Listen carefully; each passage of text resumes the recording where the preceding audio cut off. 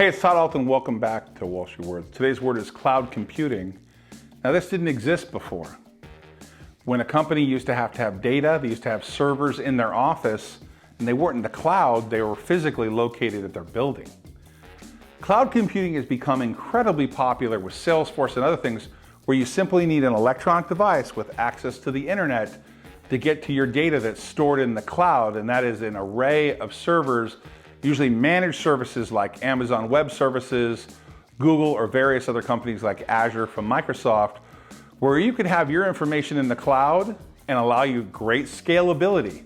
Let's say you have a big demand for storage and they can continue, these cloud services companies, expand the data available to you and the data storage available to you by simply a switch of the button. Cloud services have become so popular that there are data centers all over the world serving the internet with cloud services for storage. Cloud services allow companies to scale, render, store data, and protect data without having a physical location in their building of a server. It's created a driving technology that allowed corporate America to expand and work from home. Zoom, we all know what that is, right? We all Zoom conference call, that's in the cloud. Today's word is cloud computing.